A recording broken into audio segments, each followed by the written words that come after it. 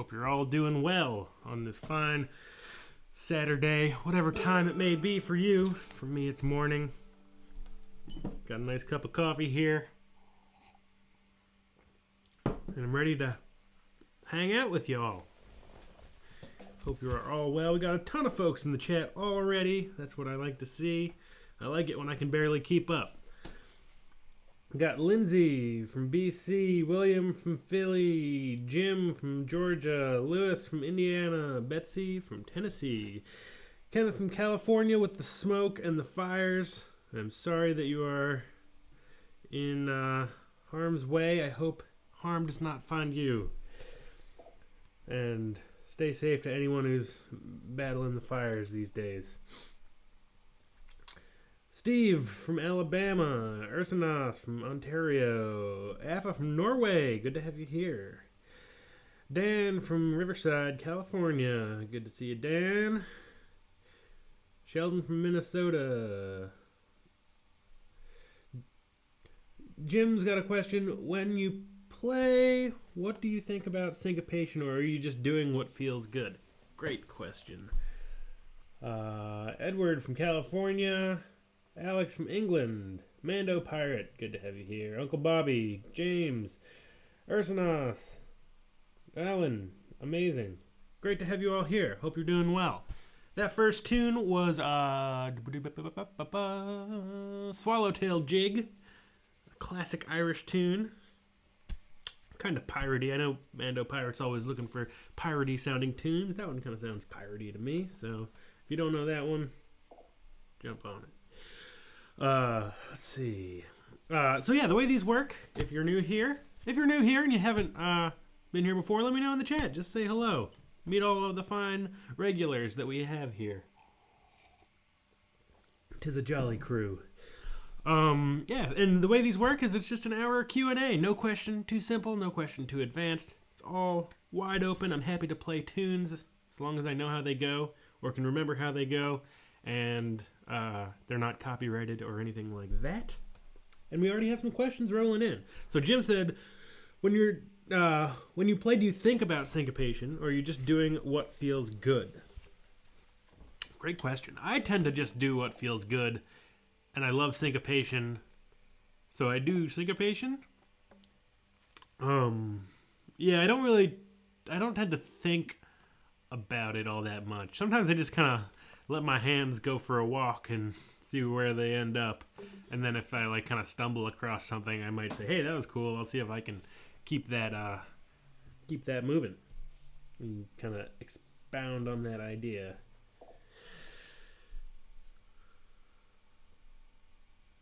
Cool. Edward's loving the new oval hole. Me too.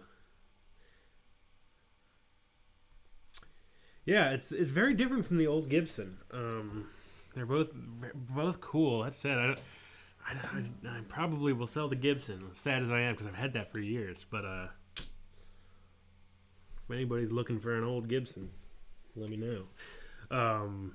Yeah, so Patron's got an extra special one this week. I realized next week I'll give you live streamers a little heads up. Next week I'm doing a comparison between the oval hole and the F-hole Ellis, and I posted that on Patreon, and then somehow got mixed up and posted the oval versus vintage oval on Thursday. So Patron's got two videos kind of back to back that are different because I goofed up.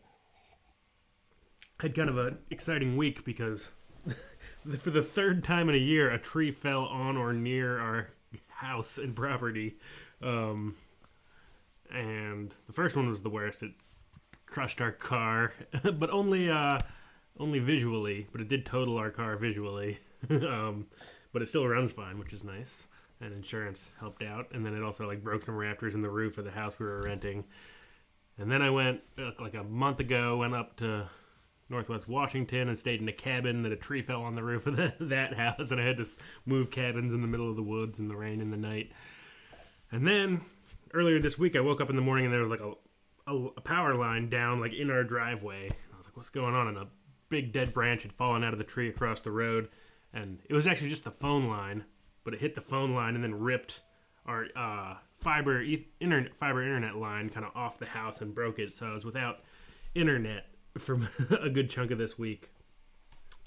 So it made doing internet things kind of slow because I was hotspotting to my computer from my phone, and that probably had something to do with me putting up 2 videos, different videos for patrons and the public. That said, everybody will get all the videos eventually, and if you're a patron, you just get to see them both a little extra early.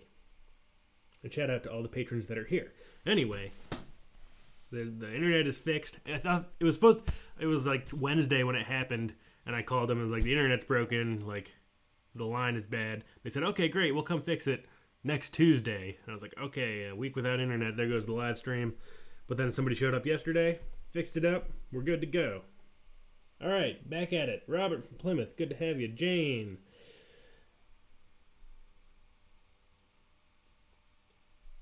Curveball question, what is a backstep? Good question. I have no idea. Does somebody have, I don't know if it's a technical term. It probably is. Probably.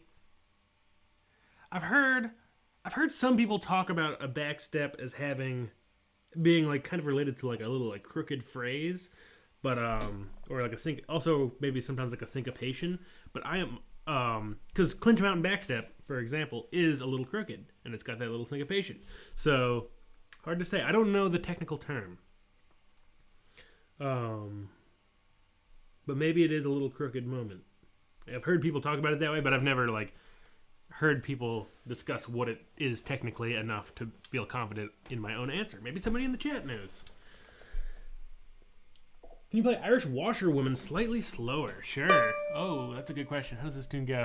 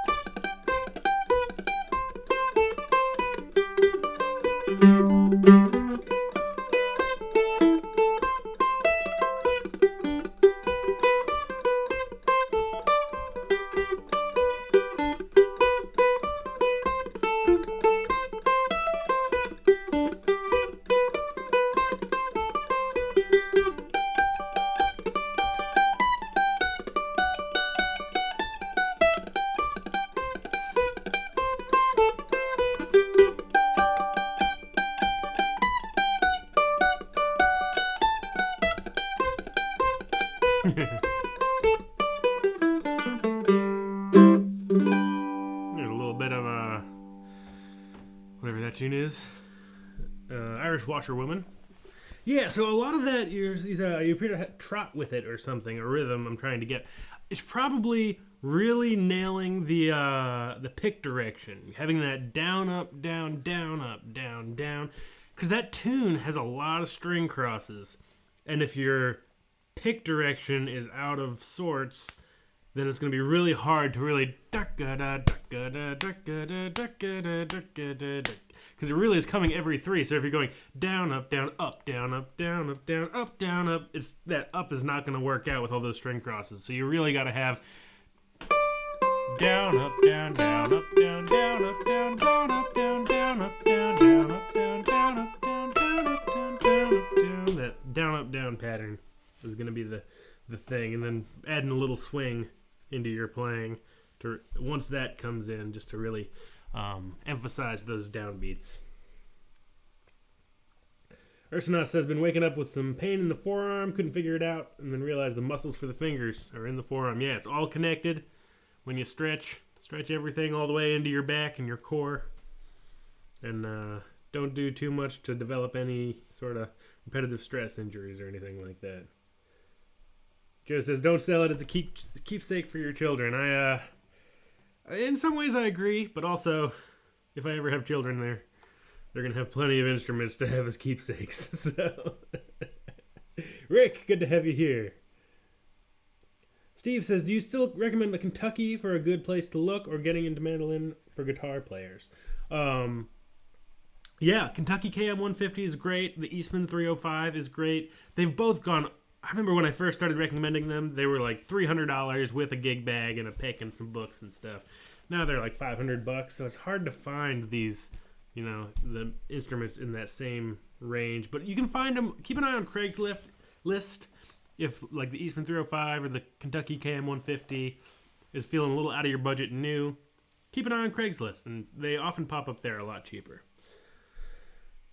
I love buying used instruments because they've already depreciated, and you keep an eye out and you make a habit of looking for them, and eventually you'll come across a good deal. Writing a tune called Flat Car Waltz, backstep. Oh yeah, it's because our car got flattened. There's a tune called Flatbush Waltz. Any Statman tune? Or there's a couple like flat something. There's a tune called Flat World, which is very cool. A Clyde Davenport tune. Great old time tune.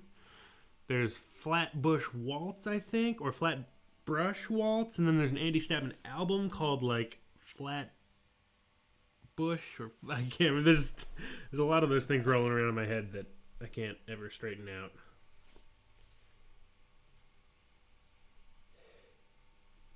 Let's see. Yeah, don't overdo it with like exercises. Do it a little bit for a little bit of time, and then take a break and do lots of stretches.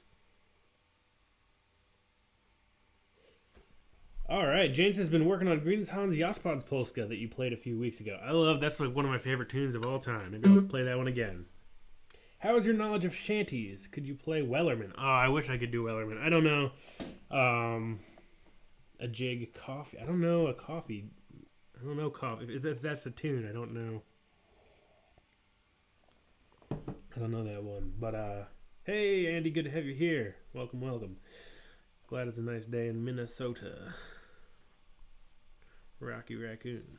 I have a terrible knowledge of shanties. But Wellerman is very cool. I definitely blew up this past year. Play a little Green's Hans Jaspers Polska.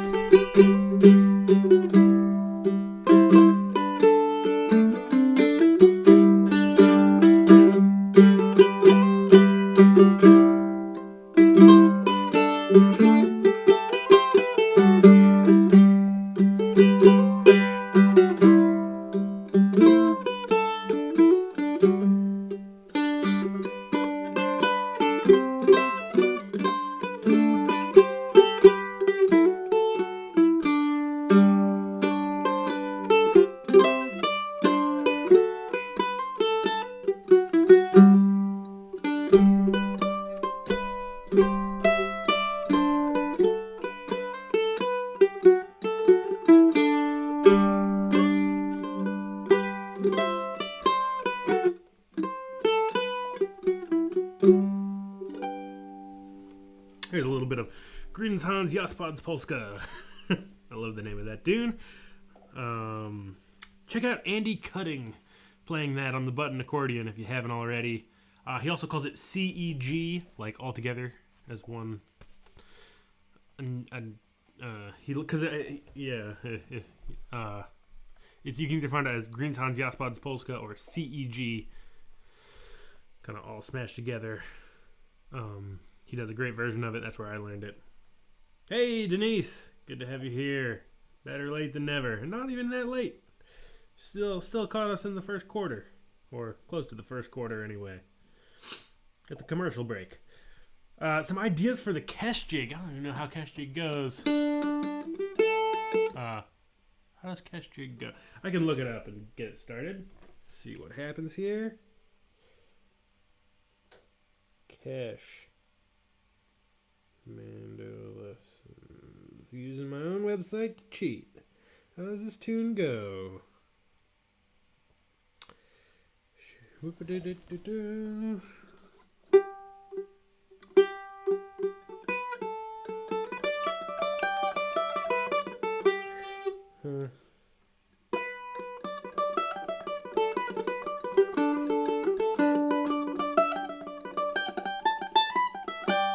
Cool. I can do that. Let's see. A little Kesh Jig, another classic jig. Great one to know if you don't already.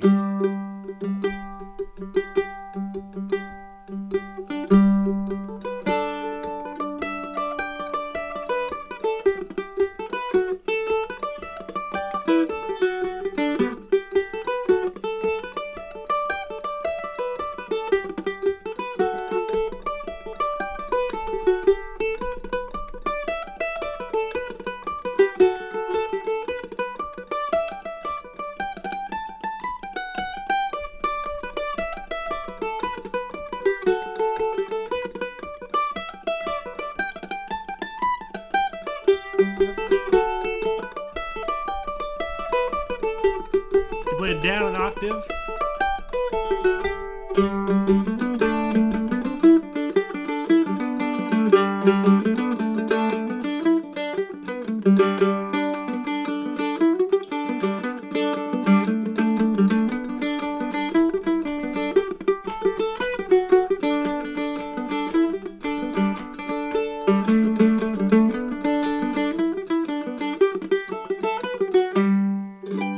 There's a couple things you can do with that tune. I would say try it down an octave. Anytime you find a tune and you're like, hey, the lowest note is a G. Oops, sorry for hitting the mic there.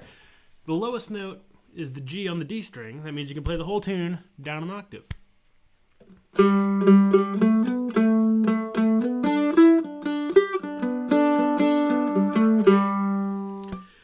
And then maybe like focus on some spots to put in some triplets. This tune's great for triplets.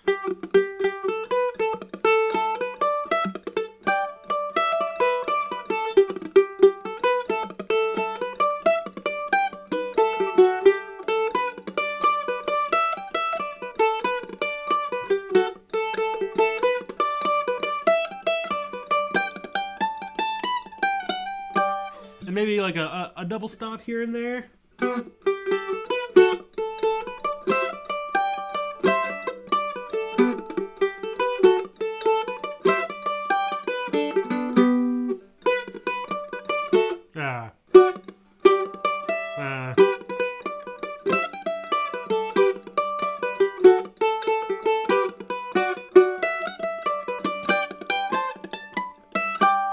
Yeah, something like that. Hopefully that gives you some ideas. All right, we got the Denise welcoming party in here. Glad to see it.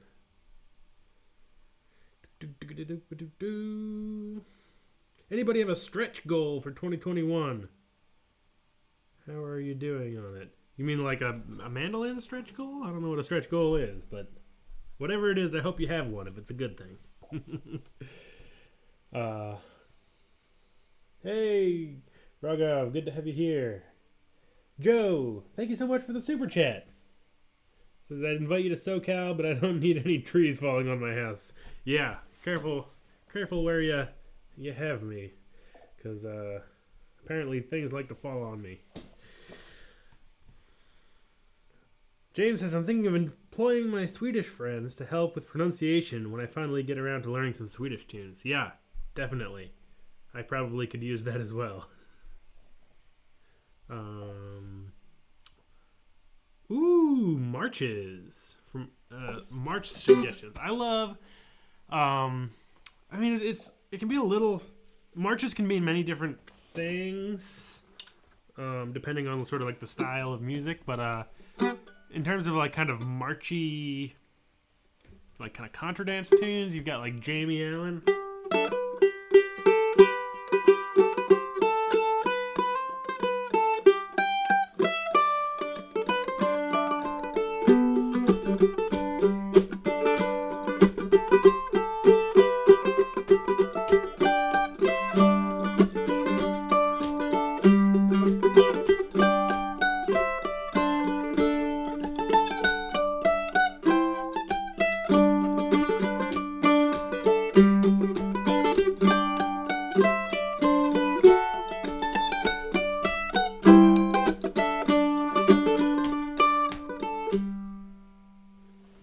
That's a good march. If you don't know that one already, give that one a whirl. Or, whatever this is.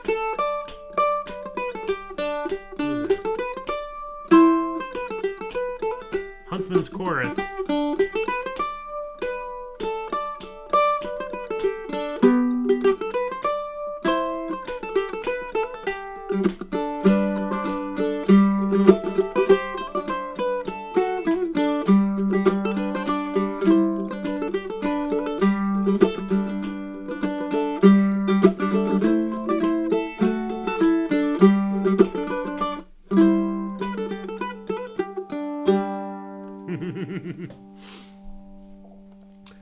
Yeah, there's some marches.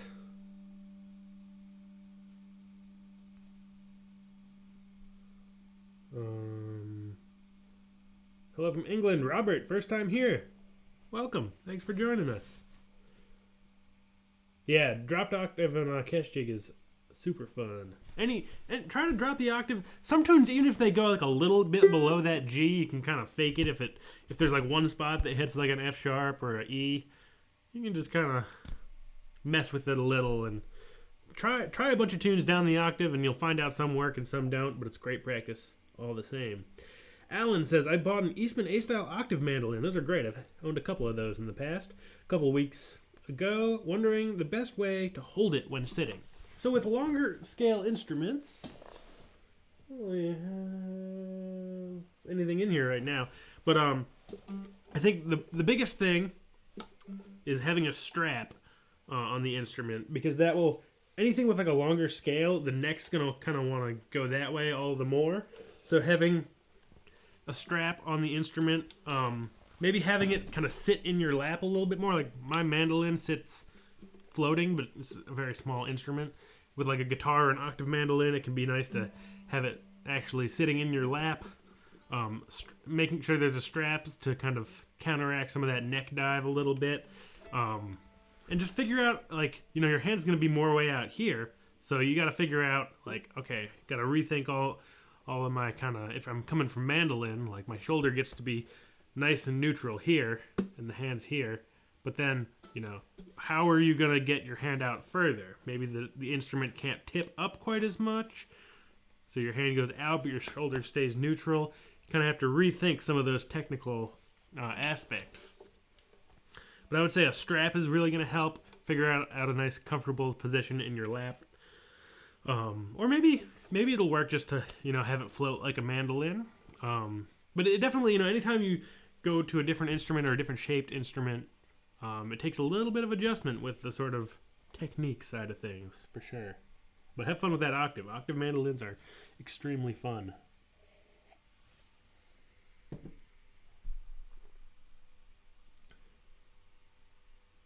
A small wind event passed through here last night. Had some limb down in the front yard, but from the bald cypress. No damage though. Glad you avoided it.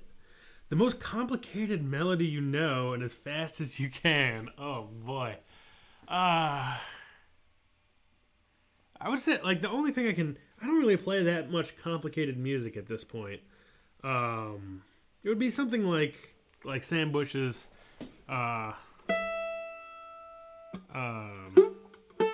rendition of like Brilliancy.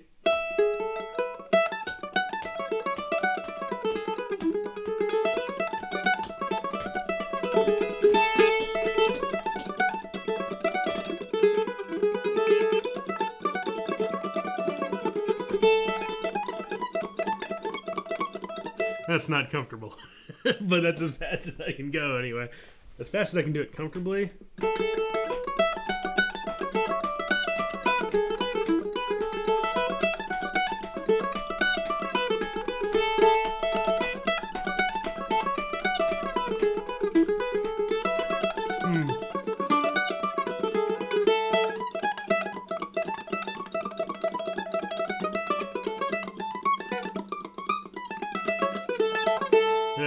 It's still not comfortable.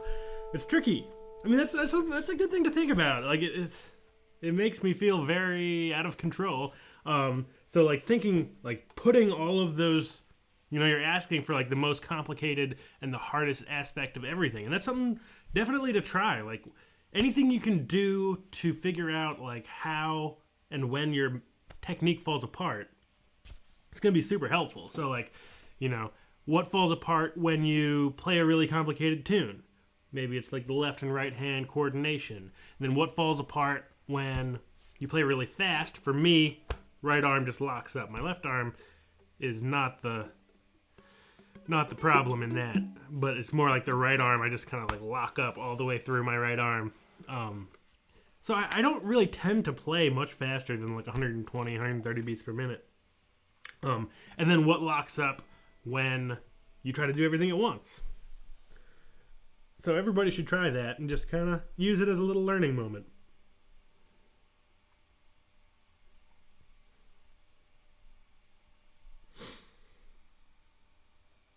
Where's Boris? Haven't seen Boris since. I think he moved to Washington.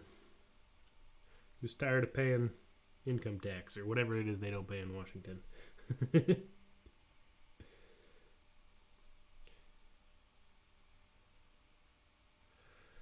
Stretch goal, being able to play all the tunes I know 3 times. That's it. Okay, so that's a great goal. Being able to play through a tune multiple times without fumbling is huge. And once you get to 3, try 10.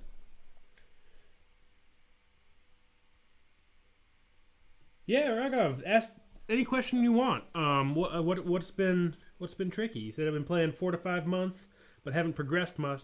Getting confused.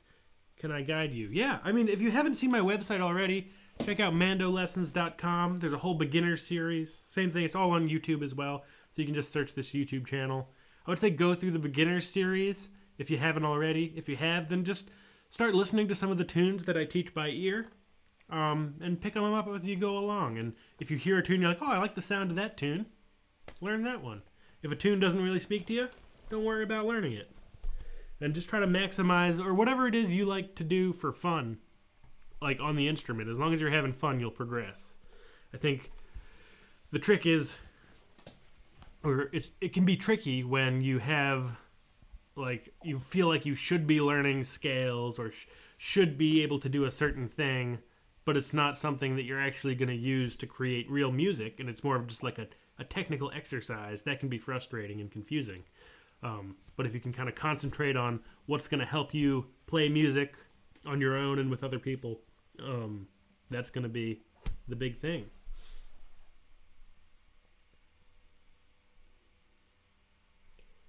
Convince Coleman's March, great tune.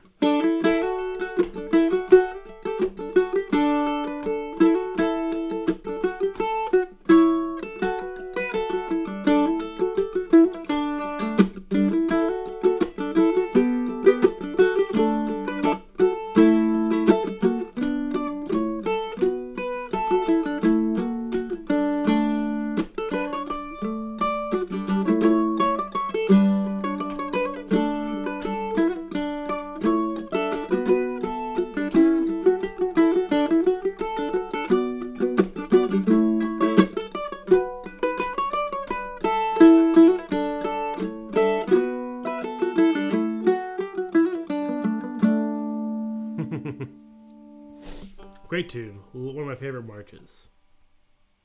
Person that says else wants to work on strumming. I think that's another great thing to work on. Oh, Jim's working on learning Swedish. Very cool.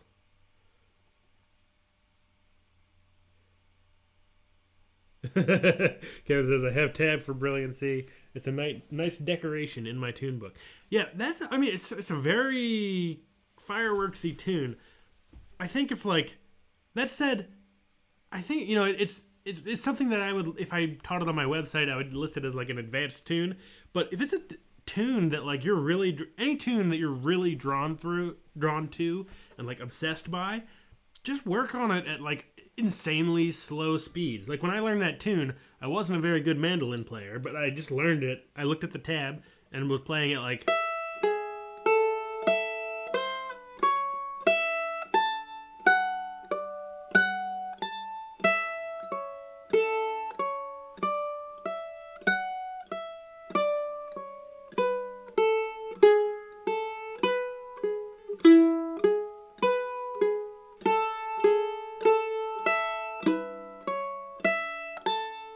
etc. You know, super slow. You almost like can't even hear the melody in there. But it's great practice just to, like, you know, read off whether it's tabs or standard notation or picking it up by ear with a really complicated tune. Just go for it. And, like, you know, it won't sound like music at first, but, you know, just like work on it one phrase at a time. Even if you just go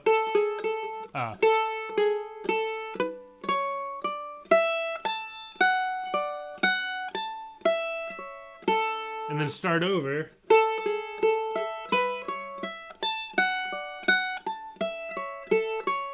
And then a little faster.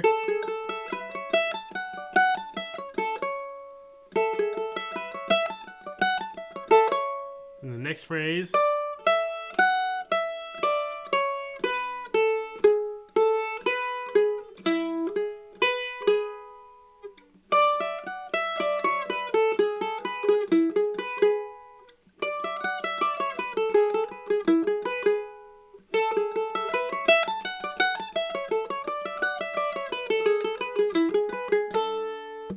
You know, just it might take you longer than like a lot of the tunes that I teach on my website.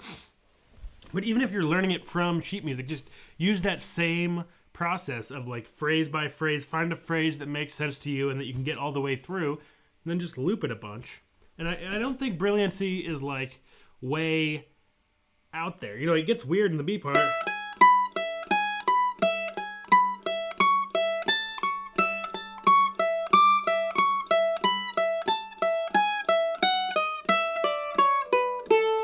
And that might be unfamiliar, but it's not the most technical thing in the world. So if anyone out there is like a intermediate, kind of beginner, intermediate mandolin player, but you really love brilliancy and you can find tablature, go for it.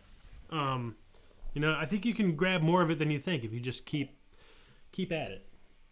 That's often where I feel like I really make a lot of breakthroughs, is when I'm trying to play something that I think of as like way outside my ability level, but I really want to learn it. So it just gives me all of that energy to like, and commitment to like, I really want to be able to make this sound and play this tune.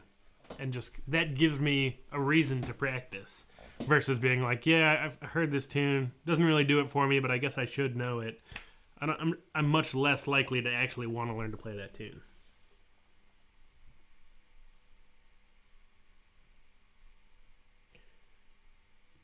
James says, my goal is to memorize chord changes for a bunch of the common tunes, one by one. Excellent goals. Is there a common habit you find guitarists gone mandolinists have that they should try to get away from? 25-year guitarist here that recently found a mandolin at a garage sale. From Typing Hazard. I like that screen name. I would say in general, anyone coming from guitar to mandolin already has, you know, a lot of the basics down. You know, it's like you know how a fretboard works and how a pick works if you're a picking guitarist. So if you're like comfortable with a pick and kind of moving along a fretboard, you're way ahead of any kind of, like when I started playing mandolin, I'd never picked up an instrument in my life. I would say the big thing, guitar. A lot of guitar players want to do this,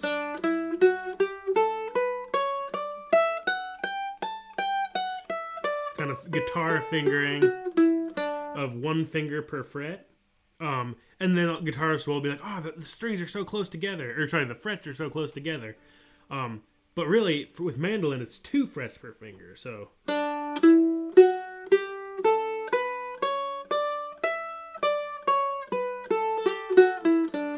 pointer finger on the 2nd fret, ring finger on the, middle on the 4th, ring on the 5th, pinky on the 7th. And that allows your hand to stretch back out to a more normal shape. And that's, if you're not already doing that. So I think most guitarists figure out that that's kind of the way to do it. But I think guitarists who first pick up the instrument are like, how do I get all of this going on in this tiny little space? It's in this, your hand's not like this, like it would be on a guitar. You're a little more stretched out. Other than that, just like keep going, listen to a lot of mandolin players, and you'll figure out what to do real quick. What is your thought on tabs? I use a lot to get ideas for playing, but I feel a lot of people have a negative image of that way of learning. I learned by ear too. So I learned when I first started playing, I was looking stuff up on the internet. I pretty much learned exclusively by just like reading a bunch of tabs. So, if it gets you playing music, that's great. There's nothing wrong with it there if you're having fun and kind of benefiting from the experience and learning music that way. I think it can cause a problem in a couple different ways. One is, for myself anyway, I found that if I learn a tune from tablature, it doesn't stay in my head as much. Versus if I learn a tune by ear, it's like, it's all up here, and it's like, okay, I just know what my fingers should do. And if I read it off a page, it's like, okay, I gotta keep looking at the tablature in order to play the tune. So I get attached to the sheet music. Another issue, so that's why I teach by ear, because you don't need, if your book of tablature falls in the fire and you can no longer play any music, that's not a good thing. Or if you lose it. Whereas if you know a tune by ear and you can kind of pull it up without external prompts, then that tune is yours and nothing can take it away from you. The other thing is tablature is instrument specific. So if you do want to learn to read music, I think learning standard notation, like the dots on the staff, is a lot more versatile because you can read. There's more music out there that you can read because most music is in standard notation and then some of it is in tablature. And then also, if you want to play a tune with a friend who maybe reads music but isn't a mandolin player, maybe a flute player, and you give them mandolin tablature, they're not gonna know what to do with that. But if you give them the melody written in dots, standard notation style, then they're gonna be able to learn it. So standard notation is a little more versatile versus tablature. Those are my big thoughts on tablature.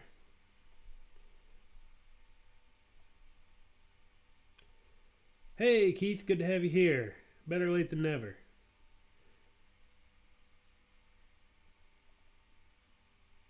Yep, Kenneth nailed it. Size and tuning aside, technique of guitar and mandolin is very similar.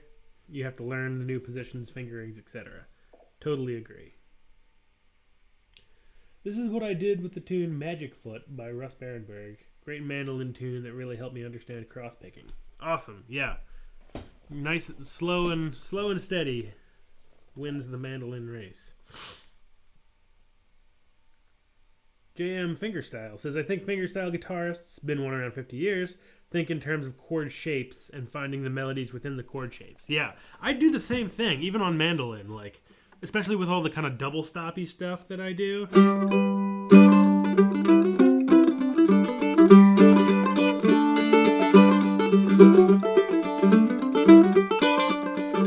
I think in chord shapes, because then if your hand is in the chord shape, the melody is probably in there somewhere in some inversion of the chord. And then also, if you want to hit another set of strings, it's automatically a double stop. And I do the same thing on guitar, especially with guitar because I don't know the like fretboard map of the guitar as well as I know mandolin. I never know like what, if you ask me like what's that note on a mandolin, I can say it's a B. But if you ask me that on a guitar, it's like and I can probably get it eventually, but not nearly as quickly. So by thinking in guitar shapes, it's sort of like, well, the melody's here somewhere. Where is that note? And then you can kind of narrow it down that way. So thinking in terms of chord shapes can be really helpful. Hey, thank you, Andy, for the super chat. It says, question for the group. What is your, if someone put a mandolin in my hands and I automatically start playing blank song? Great question. For me, I'll answer it since it was, but I'm also looking forward to seeing what everybody else says. That's a good question. Probably this one currently. It's not on my website. What is this tune called? Leo's Lullaby.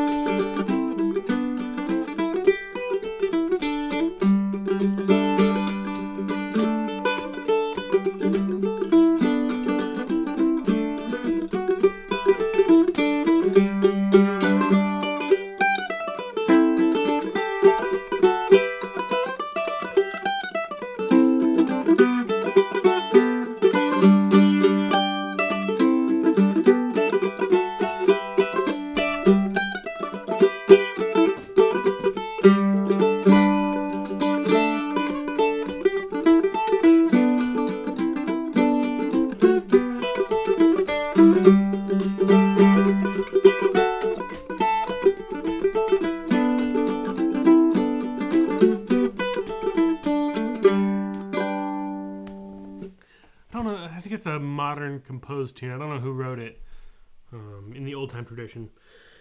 So I'm probably safe getting away playing that one, but Leo's Lullaby. Whiskey Before Breakfast. That was the one that was my go-to tune for a long time. Blackberry Blossom, Coleman's March, Miss Monaghan's. That was mine maybe for the longest time. Blarney Pilgrim, Whiskey, Pig's Foot, Angelina the Baker. Yeah, great warm-up tune. Will the Circle Be Unbroken into Amazing Grace, and then off into Angelina the Baker. I like that. A few chords to get the sound, then hand it back. Oh, you gotta have a go-to tune.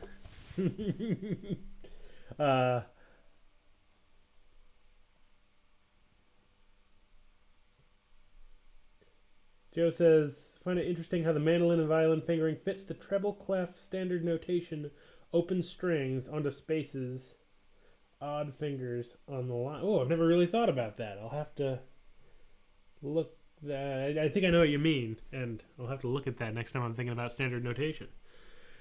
Double stop stuff, a technical term. Double stoppy stuff. I never know what comes out of my mouth.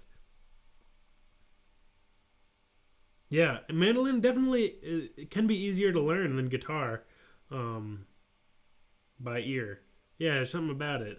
I would agree, especially as a mandolin player first. Guitar is a little bit enigmatic to me. Whiskey Before Breakfast, Sailor's Hornpipe, Star of the County Down,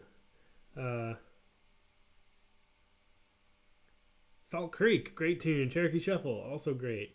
Tam Lin.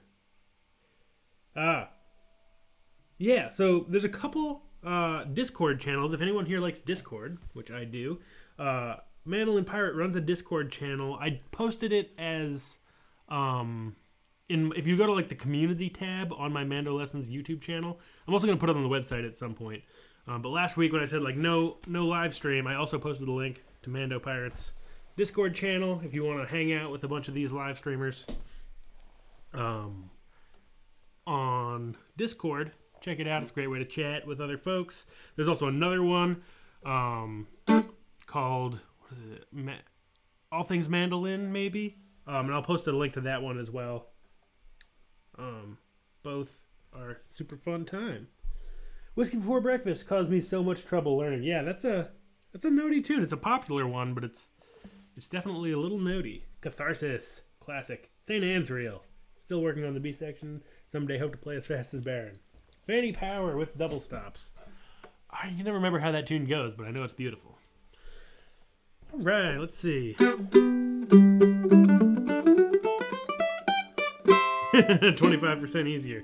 Yeah, you know, mandolin essentially has 4 strings, and I got 4 fingers. Guitar has 6 strings, and I still only have 4 fingers. Yeah, I do like fifths. I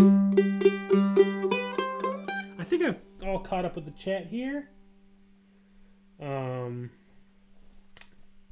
And so if I missed any questions, throw them out there. Got a couple more minutes, and then we'll pull up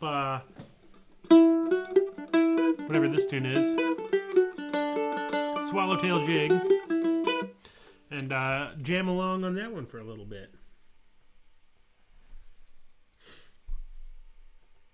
Rogov says, mandolin is so underrated that I'm the only one in my city who played it. I felt that way when I started playing.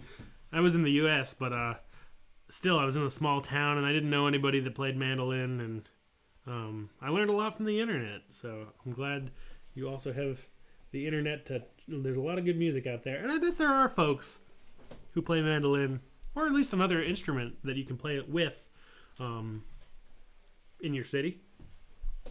Find a friend and make some good music. Any gypsy tunes? I don't know any gypsy tunes, no.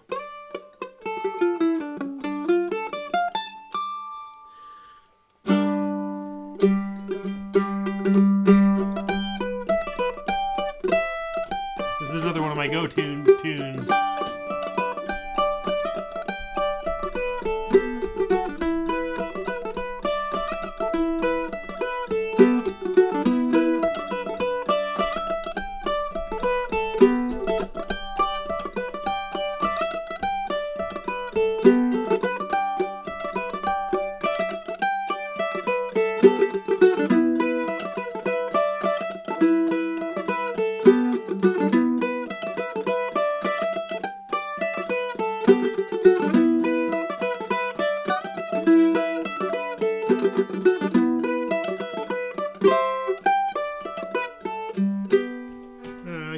I think that tune's called Shortening Bread.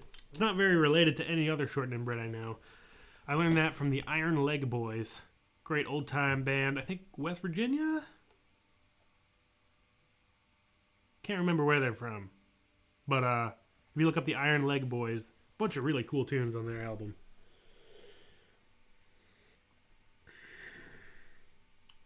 Do you have any recommendations for a good beginner mandolin? My recommendations are either the Kentucky KM150 or the Eastman 305. I was just talking about these a little earlier in the stream. They kind of have gone up in price over the years, but keep an eye out on Craigslist. They're like $500-ish new, maybe $400 if they're on sale somewhere. And then check out, if that's out of your budget, check out Craigslist. You never know what you're going to find. Used is always going to be a more economical way to find instruments. So check out Craigslist and look for a Kentucky or an Eastman.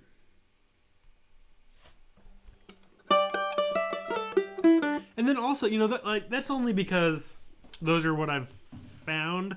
But, you know, look, if you see something on Craigslist that's like in your price range, but you've never heard of it, go check it out. And if it plays good and sounds good, it is good. You know, there's a lot of other brands out there, and as long as it's set up well and easy to play and sounds good to your ear, that's winning. And if it's in your budget, that's, you know, that's all you could ask for. Yeah, that's the thing, is the Eastmans are getting expensive, and it's tricky. I remember when I first, like 5-10 years ago when I started, well, it's now been like 13 years that I've run MandoLessons, but let's say 10 years ago, that just sounds like a long time. Kentucky's were like $300 for like the mandolin and a case and a bunch of picks, and like the elderly outfit was like $300, and now it's like $500. Ursanos, keep an eye out on Craigslist, or Kijiji if you're in Canada, I guess. You never know what you're going to find. Alright, let's play a little bit of Swallowtail Jig. Pass it back and forth, so if you don't have your mandolin out already, get it out, tune it up, and we'll pass this tune back and forth. Irish tune, a jig in the key of E minor, E Dorian. The chords are E minor and D. And if you don't know the tune, see if you can pick up a little bit as we go along. If you do know the tune, then see what you can do to kind of challenge yourself with it. Try to add in some triplets or some double stops or whatever sounds good to you.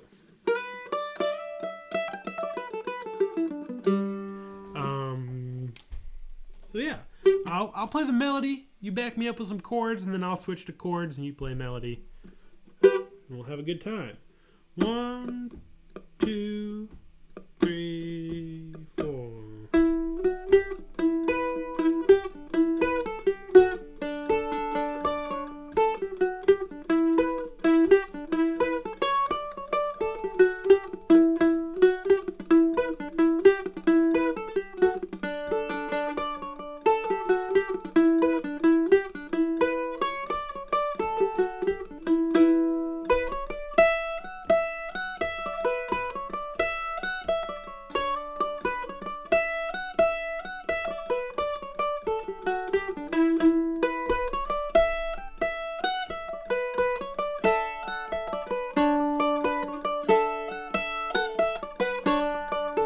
You take it.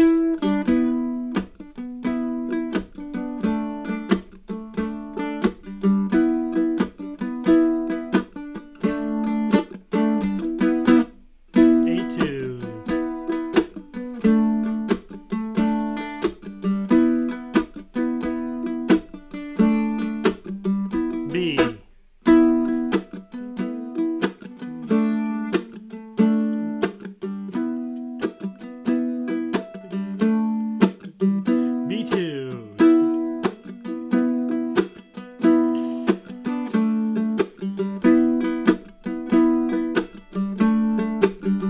I'll take it.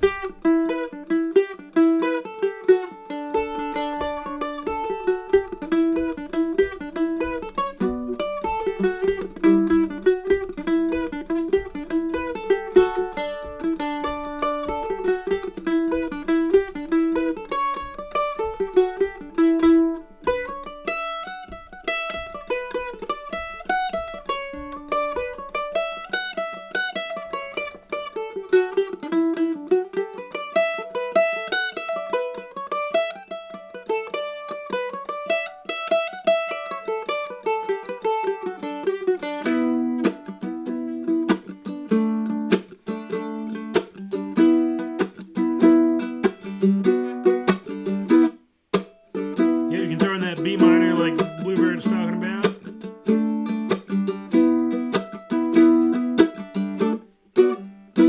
B part.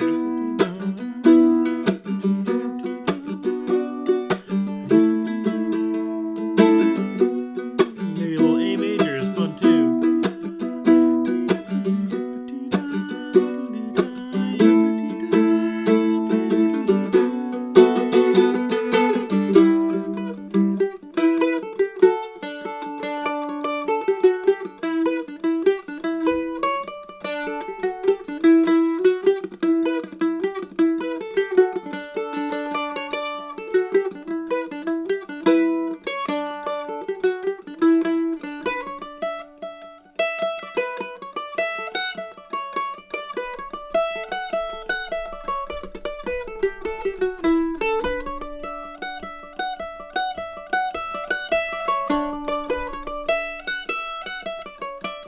Play one more time. Everybody play the melody.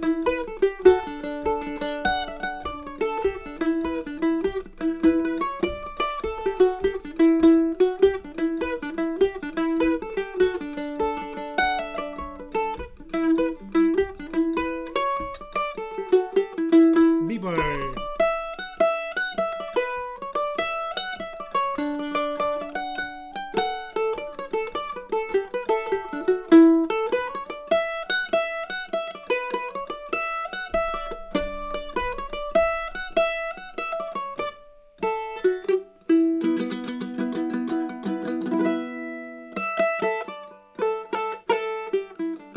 Bluesy ending for some reason. Alright, a little Swallowtail Jig. Always fun. Let me know in the chat what we should play next week. I'll pull up my little list of things we have and haven't done. We'll make it all fun. That rhymed. Play along. Jams. See, I'll catch up with the chat. Thanks everyone for tuning in this week. Oh yeah, sometimes libraries will do instrument loans. That's always a beautiful thing when that happens. Wish it was more widespread. Chromatic licks on the mandolin versus a guitar. Yeah, it's a little, guitar is fourth, so it's kind of a little easier to kind of wrangle those chromatic licks. On mandolin, you got to make the decision: am I gonna revert to more guitar, one finger per fret, fingering, or am I gonna do a little bit of sliding? You just gotta work it out. It's just gonna change depending on the musical context, what comes before and what comes after, things like that. Yeah, that B minor is nice on Swallowtail.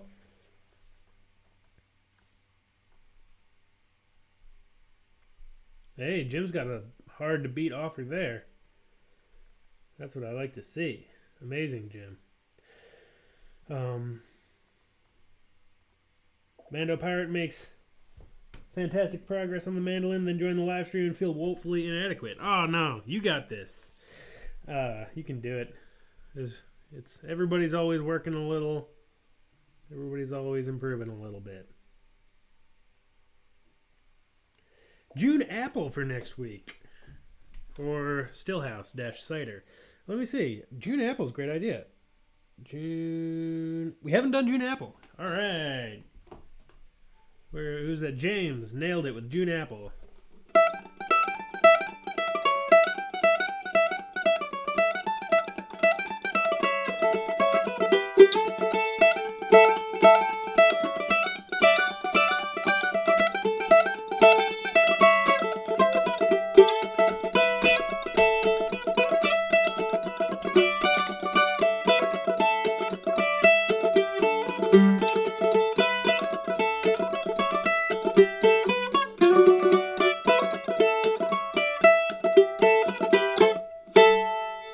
Great tune. I never play that tune, and I love it.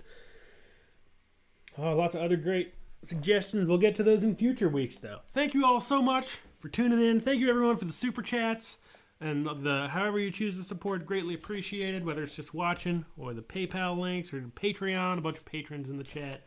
Great to see you all. Keep on playing. Just because the live stream's over doesn't mean you need to put the mandolin down. So keep it up. Go join those Discord channels, and see you around. Bye-bye.